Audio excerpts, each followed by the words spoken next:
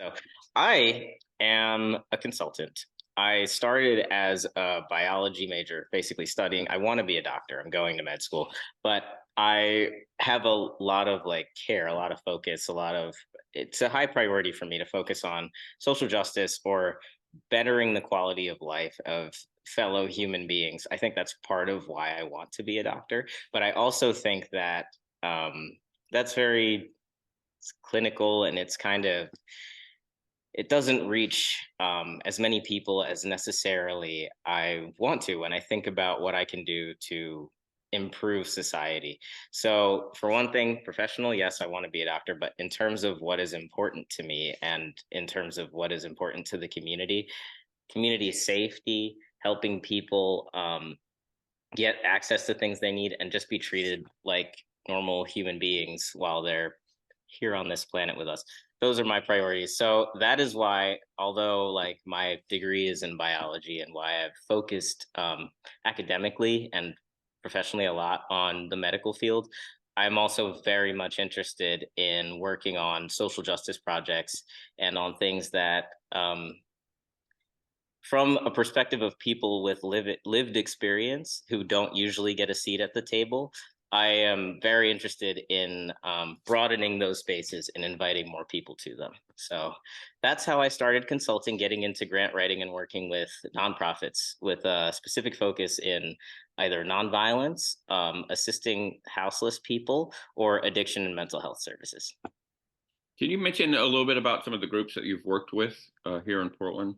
Sure. So I actually founded an activist group here in Portland. It's called Black Unity Portland. It has chapters in 6 states, but the ones that are in Oregon are in Eugene, Salem, and Portland. So there are 3 chapters there. We founded it back in 2020 during the George Floyd protests. And we wanted it like the name Black Unity. We wanted it to be something where everybody can be unified behind a single goal, and where everybody can feel sort of safe, like we're pushing towards a certain goal in the same sort of way, and not like we're all just going out and expressing frustration about something. We wanted to all like come together and be like, all right, this is like, the civil rights movements in the 1960s happened, and that was 60 years ago. And I'm still here and we're still having the same issues. But now it's like we can see it because of social media and phones and everything. And there are plenty of people out there who, frankly, until 2020, didn't even know that this was as big an issue as it is. So we wanted people to have a safe space, whether they're Black, white, indigenous, queer, straight, whatever, like to have a place to come and talk about these issues and also work together to fix them. So we can all be like mobilizing in the same direction. As far as other organizations, like organizations I did not found in Portland, I work with Hygiene for All, which is a company that works specifically on providing showers, clothing, and like regular basic hygiene stuff and food to houseless people on the ground in Portland.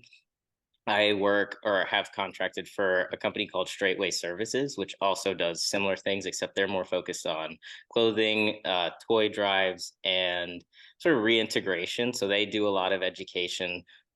Like they're partnered with Rentwell and with Oregon State in terms of helping people get rent education as far as renting and homeownership goes, as well as helping people get continuing education. Like you can become a community health worker or a peer health worker or something like that through the trainings that they offer. And then I work with Trust Lab that works on police reform, truth and reconciliation.